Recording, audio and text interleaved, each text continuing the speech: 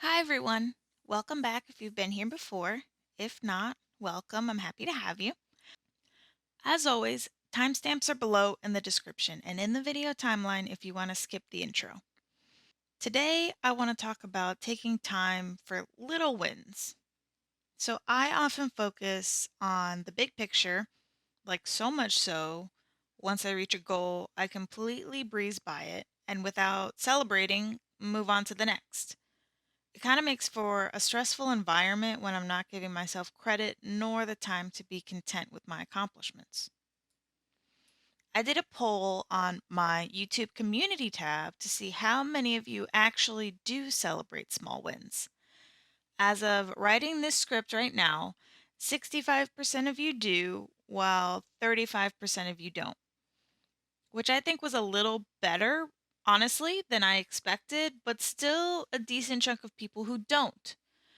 And I would never say you need to do X, Y, and Z, but I want to expand on why I think giving yourself credit for those smaller things really matters. In fact, a few people commented on that poll telling me their small wins. So go down to the pinned comment for this video and give them some congratulations. And continue to share your small wins while you're at it. So, naturally, I am in the 35% who often does not celebrate small wins.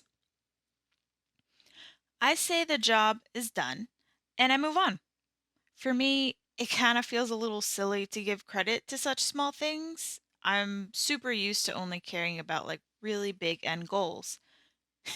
But ironically, I don't really celebrate that either. So I guess I don't really have a good reason. I think my mindset is that I was going to do it, so it's done. If I can do it, anyone can do it, so it's not special. Why celebrate something that isn't special? When I guess in reality, it's all special and it's all unique and all individual to me. I wouldn't be here in this place without those small and big things. I wouldn't have the knowledge or the skills I do. I wouldn't have the friends or experiences that I have.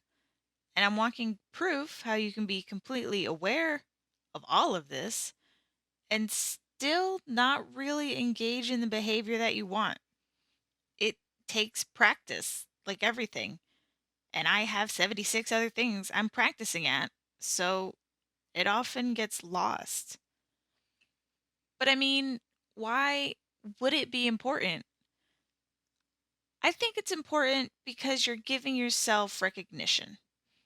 You did something worthwhile, big or small, and you deserve to be acknowledged and given credit. And the person that will always be around to do that for you is you. A resource that can be like sorely underutilized. A lot of us want to be doing things because we enjoy it, not because we have to or because we feel forced or cornered into doing it. But often enough, I think consistently committing to what started as a passion or a hobby can burn it out because now you're placing some type of external value on it: money, praise from others, rewards, likes, shares. And if you don't get those external things, you may start to feel bad about the thing you once loved. I've observed that with art. Transitioning into publicly sharing my art has been a little challenging mentally. I obviously want to grow a genuine audience, and I enjoy having a community. And to do that, you often have to play the social media game, post certain types of content at certain times, X amount of times a week, and sometimes you get some likes and comments. Sometimes you get a few, sometimes you get none. And now, this external thing that doesn't hold any real value, because I love art regardless, is making me feel bad about my art. So sometimes I have to take a step back, remind myself I am making my art first and foremost for myself and to better my skills. The community, any recognition, sales, etc., are just bonuses. this is the avenue I've chosen in order to motivate myself to continue to make art because I often need that external push. But I also can't get wrapped up in it as my source of value. I think because I don't give my efforts value and credit, I look towards those external sources.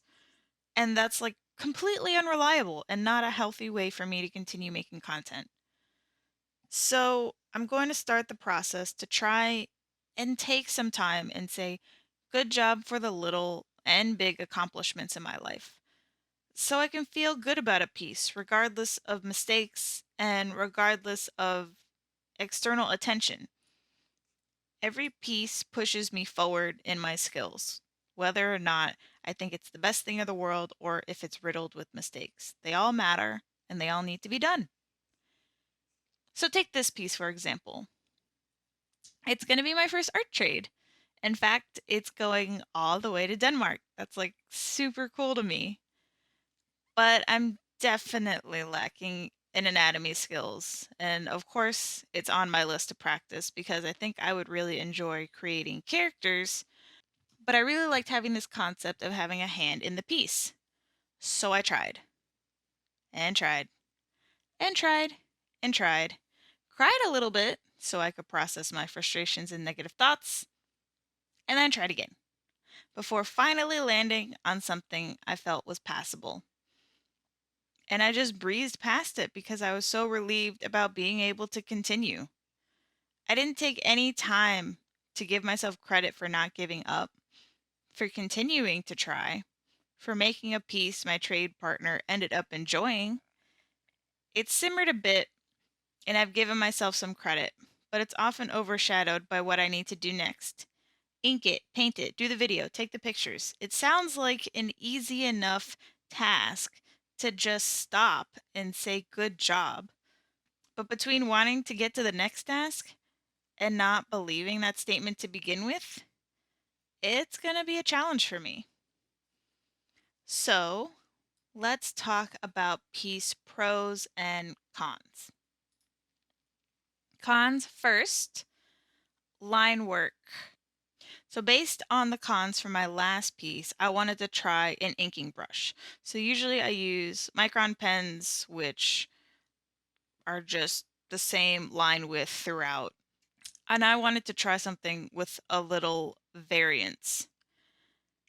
And it was good and it was bad. Sometimes I would get like half of one of the moths weighing just how I wanted it, and then the other one would be too thick. And I just need practice putting how much weight on the pen. It's super flexible and it's super easy to do different line strokes. And I have to see how I'm going to best adapt that to the type of line work I usually do. And if that's a good choice for me. I'm a little bit undecided right now. And also little bits of painting outside the lines. That kind of just genuinely bothers me. I get in a little bit of a rush and a little impatient and I make some silly mistakes. Pros.